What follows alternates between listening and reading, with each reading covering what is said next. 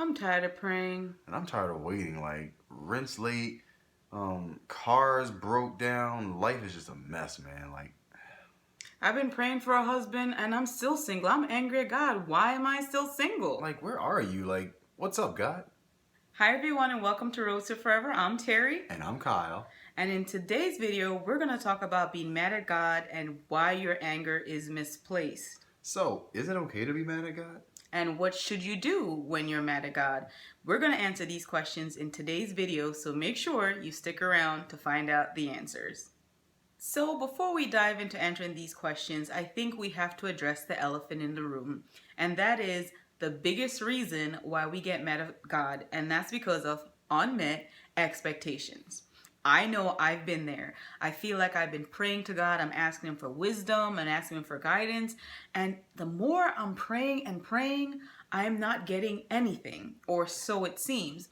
And so because I've been praying and asking and I don't see anything come into fruition, I think that God doesn't care about me. And I think He's not hearing my prayers. And so I'm getting angrier and angrier. And what that tells me is that I keep operating from a place of, God, I want this. God, I expect you to do that. But the truth of the matter is, we serve a God who knows the end from the beginning, and He knows what we need. And that's the difference. We operate from a place of what I want, and God operates from a place of, I know you better than you know yourself, and so I'm going to give you the things that you need to fulfill the purpose and the plans that I have for your life. Another reason that we get mad at God sometimes is because we see other people walking around with the blessings that we want. Maybe someone's married and we're in a situation where we want to be married, but we don't feel like it's happening or it's ever going to happen because it's been so long, we've been praying for so long. Or maybe someone has, a car or some type of material possession that we want, and we're not in a place where we can have that, so we kind of envy the person because they have it. Or maybe even a position in a business, or maybe they're running a business and we don't see ourselves in that place, and so we get mad at the person and we also get mad at God. But we have to realize that everyone's situation is different and everyone is in a different place in their lives, and just because someone else is in a place that we want to be, it, one, doesn't mean that we won't get there, and two, it doesn't mean that God may not have something better in store for us that is uniquely fit for us.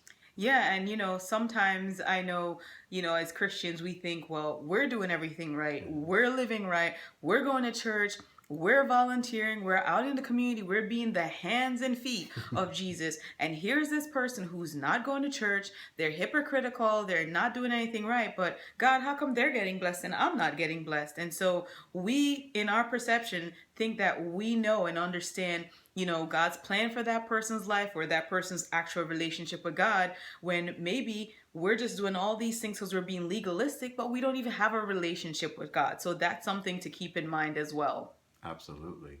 Another thing to keep in mind is being aware when that happens and finding where our heart is, because if we become envious of people or we become upset at God because of the blessings that He's giving to others or the ways He's using other people, then we ourselves are in danger of becoming corrupted, because now our hearts are in the wrong place because of this. So we just have to really be careful to keep our eyes on God and remember that He has a plan for us. Even if it's not that specific plan, or it's not happening the way we want it to happen, it doesn't mean it won't happen. We just have to stay connected to God and trust what His word has already promised us. So the question is it okay to be mad at God? And honestly, I believe that it is, and here's why. God values our honesty. He wants us to come to Him with our whole hearts, which means everything that's on our hearts, burdens, whatever the case may be. He wants us to be open with Him. He wants to have clear communication with us. So regardless of what it is, come to Him with it. Plus, on top of that, He's all-knowing, so He knows what's on your heart anyway. He's just waiting for you to bring it to Him in faith. And when you read the Bible, there are examples of people who you could say were mad at God. And we know that it says in the word that David was a man after God's own heart. And when you read some of the verses in the book of Psalm, you'll see that there were times when he was crying out to God when it seemed like God wasn't answering.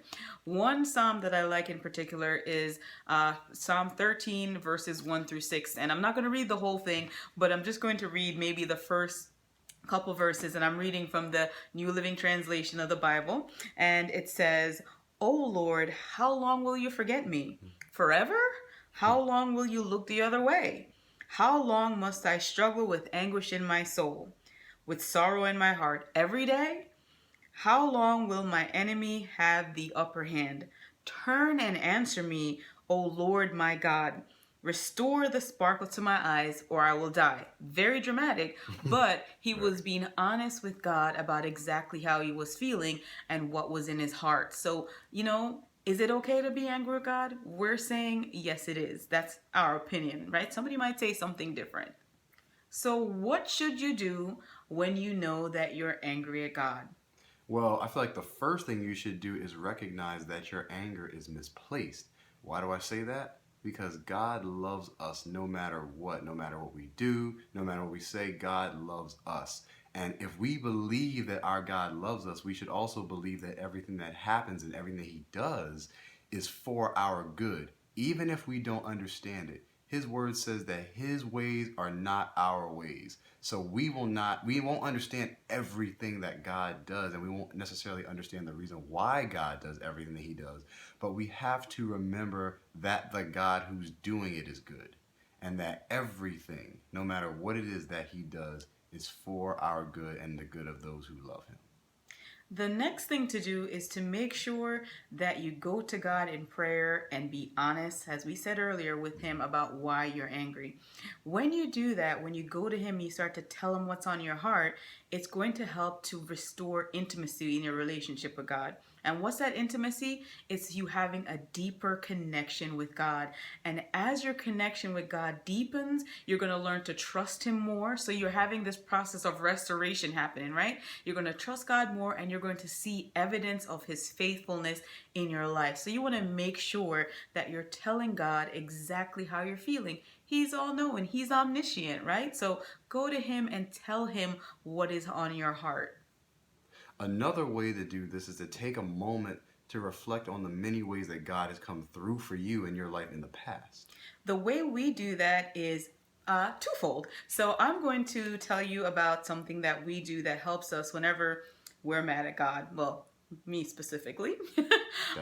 So the first thing I do is keep what's known as a book of remembrance. So if you're somebody that likes to journal, maybe you can go back through your journals and look at the times where you prayed for something and then God has answered. So in my notes section on my phone, I have a note that says, breakthroughs from God, or, blessings from God. And so I just write down every time something happened that I prayed for. And whenever I'm having a moment, all I do is go back and I look at all the times that God answered my prayers. The second thing that we do is we keep what's known as a prayer box. And you could just use a shoebox and decorate it, or you could buy a box at the store. And I didn't come up with this idea of a prayer box. I actually got it from reading this romance novel based on, it's like a historical romance based on the Bible and the story of Hosea and Gomer. And just talking about how God, will come to redeem us, and how God just loves us, and even when we sinned, He still chases after us. So it's called Redeem in Love by Francine Rivers, and I'll link it in the description if you're interested. I promise you, this is a really, really good book. I don't know this author. I'm not sponsored, anything. I'm just telling you from my own experience. This book was so good. I was up till 3 a.m. listening to the book because I had the audio version. I was driving to the grocery store listening to the book. I was at the treadmill at the gym listening to the book because I just really enjoyed it. And she talked about a prayer box. And so what we do with this prayer box is sometimes maybe our friends or family or somebody asks us to pray for them. And what we do is we just get a piece of paper and we write down the prayer that that person asked us for. And so this person, a friend of ours, asked us for a prayer on September 15th, 2019. And it's funny because they were going through something, and so we put it in our prayer box and we prayed over it and we asked God, that his will be done. And so when this prayer is answered, all we do is we go back and we put the date of when God answered the prayer. So whenever you're feeling upset, go back to your prayer box and pull out those little sheets of paper and remember that God is answering. And the truth is, sometimes when you're asking God for something, He's not going to answer it the way you expect. God's answers are always better than what you are expecting. So that's something to keep in mind as you're praying and asking God to move in your life. So guys, let us know in the comments down below, how do you handle being mad at God? And when you're angry at God, remember, you're only One prayer away. We want to thank you so much for watching. If you enjoyed this video, make sure you give us a thumbs up, all the way up, share with your friends, and subscribe if you haven't yet for more awesome content just like this. We want to thank you so much for watching, and we'll see you in the next one. Bye guys. Take care.